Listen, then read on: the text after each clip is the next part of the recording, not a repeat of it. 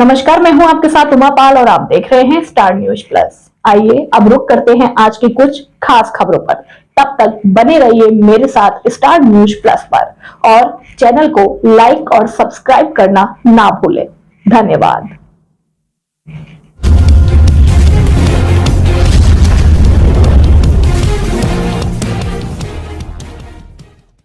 रुद्राक्ष convention centre Varanasi में centre for Sanatan research 51 शक्तिपीठ द्वारा द्वादश ज्योतिर्लिंग के दिव्य समागम के साक्षी हम सभी बने, यह हमारा सौभाग्य है।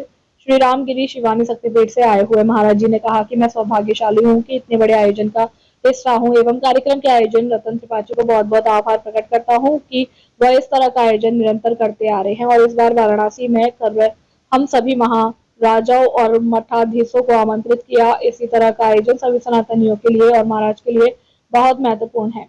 शीघ्र स्थित रुद्राक्ष कन्वेंशन सेंटर में आज 51 शक्तिपीठ और द्वादश ज्योतिर्लिंगों के पीठाधीश्वर और प्रमुखों के समागम का आयोजन किया गया, जिसमें मुख्य अतिथि उत्तर प्रदेश सरकार के उप मुख्यमंत्री ब्रजेश पाठक ने दीप प्रज्वलित कर कार्यक्रम की शुरुआत की। स्टार न्यूज प्लस के लिए वाराणसी से नेहा द्विवेदी की रिपोर्ट।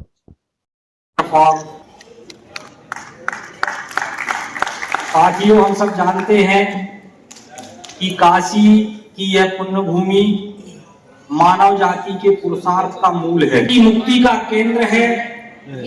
काशी अलौकिक है, काशी अनंत है। मैं आज काशी की पुण्य भूमि पर आकर धन्य हो गया हूँ।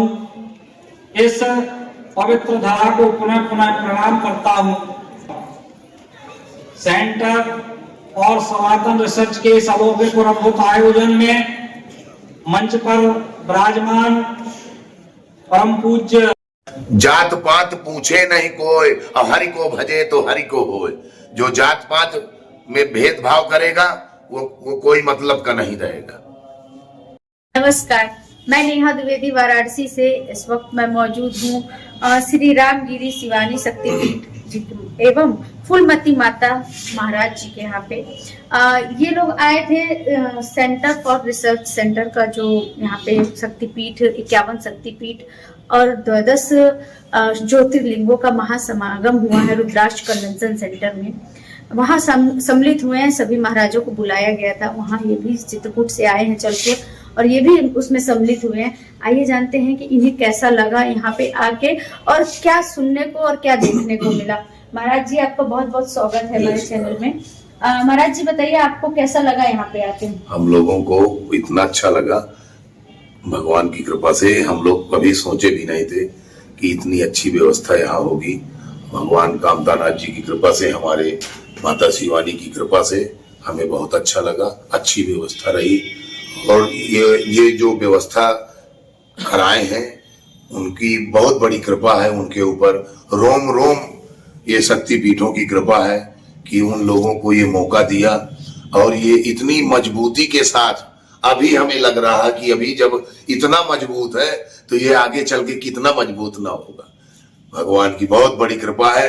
ये जो सहयोग, ये जो हमको फोन करके बुलाए हैं भैया, तो हम इनको बहुत बहुत धन्यवाद देते हैं। हम लोग चित्रकूट से, फूलमती आश्रम शिवानी शक्तिपीठ से, चित्रकूट से बोल रहे हैं। सभी जगह के सभी मठाधीश आए हैं और सभी शक्तिपीठों से महाराज लोग यहाँ पे आए हैं। सभी से मिलकर आपको क्या अनुभव प्राप्त हुआ?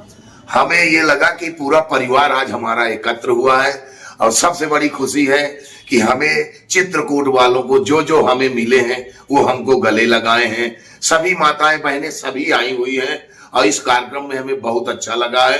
सब लोग हमसे खूब मिलते जुलते हैं और सबसे बड़ी खुशी है कि कितने अच्छे भाव हैं सभी के और बड़ी खुशी है। सब लोग कितनी कितनी दूर से आते हैं, कोई नेपाल से, कोई बंगाल से और कोई मतलब बहुत दूर दूर से। हम सभी को 52 शक्तिपीठों को हम धन्यवाद देते हैं कि सभी लोग यहाँ आकर, सभी लोग गदगद हैं, सब खुश हैं। हम लोग कहीं नहीं जा पाते हैं। हम तो अभी फिर से भैया को फोन लगाए कि हम आए कि ना आए।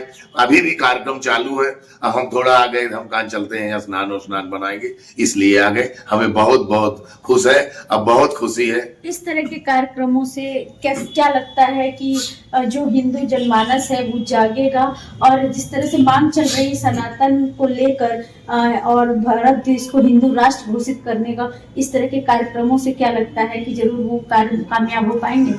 हम ये कह रहे हैं कि ये जो माता रानी की कृपा है ये रुकेगा नहीं, ये बढ़ता ही रहेगा, और भगवान की कृपा है ये आगे बढ़ेगा, और सब दिन इसका नाम रहेगा, सबसे ज्यादा इसी का डंका बजेगा।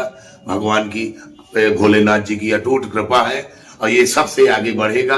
भगवान सदा इनकी रक्षा करेंगे, और ये भोलेनाथ जी की नगरी है, भोलेनाथ जी इनकी सदैव रक्षा करेंगे। और अब शंख चक्र गदा पद्म अच्छे डमरू से उनका गायन हुआ है। हम बहुत बहुत बहुत धन्यवाद दे रहे हैं जो ये कार्य करवाए हैं, वो सदा सुखी रहें, भगवान उनको रोम रोम से उनको आशीर्वाद दें, हमें बड़ी भारी प्रसन्नता है। तो ये थे महाराज जी। आइए हम जानते हैं, हमारे साथ जुड़े हुए हैं कथावाचक राम जी महाराज जी, और ये भी चित्रकूट से ही चलकर आए हैं। इनकी प्रतिक्रिया लेते हैं और इनसे हम जानते हैं कि उन्हें यहाँ आकर कैसा लगा। जी राम जी, अपना परिचय बताएं हमारे चैनल को। जी, कथा प्रवक्ता आचार्य राम जी महाराज एवं अंतर्राष्ट्रीय हिंदू महासंघ से मंडल प्रवक्ता भी हैं। कैसा लगा आपको यहाँ पे? यह एक जो कार्यक्रम हुआ है, ये केवल कार्यक्रम नहीं है, माँ भगवती की बहुत बड़ी कृपा है, काशी विश्वनाथ की बड़ी कृपा है। जिस प्रकार से तिब्बत और बांग्लादेश और पाकिस्तान से भी प्रतिनिधि यहाँ हिंगलाज माता और सभी शक्तिपीठों के एक एक प्रतिनिधि आए हैं, और 12 ज्योतिर्लिंगों के एक एक प्रतिनिधि आए हैं। तो इनको देख करके ऐसा अनुभव हो रहा है कि ये कोई केवल प्रतिनिधि ही नहीं, साक्षात माँ भगवती ही पधारी है, साक्षात बाबा भोलेनाथ पधारे हैं। और ऐसा दर्शन ऐसे अपने भाग्य से नहीं होता है, भाग्योदयेन बहुजन्म समर्जितेन, जब अनेक अनेक भाग्यों का, पुण्यों का एक साथ उदय होता है, तब इतने महापुरुषों का दर्शन प्राप्त होता है। सभी जगह के महापुरुष आए, और कैसा अनुभव रहा है आपका, और क्या कहना चाहेंगे उनके लिए जिन्होंने इतना बड़ा आयोजन किया? जी, जिन्होंने इतना बड़ा आयोजन किया उनके लिए तो बहुत बहुत आशीर्वाद और बहुत बहुत कामना भगवान करे कि इनकी आयु हजारों वर्ष हो, और हर समय हर एक व्यक्ति इतना बड़ा धर्म का कार्य करते हैं। इन्होंने सभी को, जिस प्रकार से माला होती है, हर एक मनके को धागे में पिरो करके एक माला तैयार होती है, इसी प्रकार से इन्होंने समस्त शक्ति पीठों के प्रतिनिधियों को, 12 ज्योतिर्लिंगों के प्रतिनिधियों को एक माला में पिरोने का कार्य किया है। तो हम चाहते हैं कि भगवान इनकी हर एक कामना पूर्ण करे और इनकी आयु दीर्घ हो, क्योंकि जिसकी आयु बड़ी होगी वो बड़े से बड़े धर्म का कार्य भी करेंगे। इस तरह के कार्यक्रमों से क्या लगता है गुरु जी की हिंदू राष्ट्र बनाने की जो निरंतर मांग चल रही है सभी धर्माचार्यों के द्वारा, तो इस तरह के कार्यक्रमों से वो पूर्ण हो पाएगी? बिल्कुल, इस तरीके के कार्यक्रम से पूर्ण होगा और 200% पूर्ण होगा। बस इसमें एक चीज और विशेष है, क्योंकि चाहे पंथ अनेक हो पर हम सब हिंदू एक हो। पंथ किसी का कुछ भी हो, जात किसी की कुछ भी हो, लेकिन सबसे पहले अगर भारत का वासी है तो हिंदू है।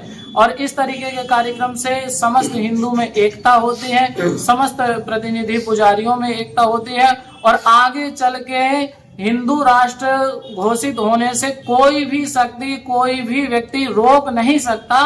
हिंदू राष्ट्र घोषित होगा और होगा। अभी धीरेन्द्र शास्त्री जी की पदयात्रा अभी हाल ही में 29 तारीख को समाप्त हुई है, और उस पदयात्रा को कई महाराजों ने, अभिमुक्तेश्वरानंद जी महाराज यहाँ के शंकराचार्य हैं, केदारेश्वर घाट में उनका आवास है, तो उन्होंने बयान दिया कि वो राजनीति स्टंट है, उनकी जो पदयात्रा है वो राजनीति स्टंट है, वो राजनीति को लेकर चल रहे हैं और राजनीति कराई जा रही है उनके द्वारा।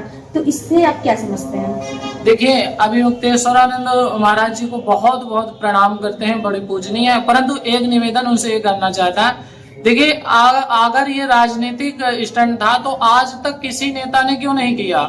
ये एक हमारे बागेश्वर धाम सरकार कोई साधारण नहीं है, हिंदू कट्टर शेर है, और ये पद यात्रा एक हिंदू शेर की गर्जना है।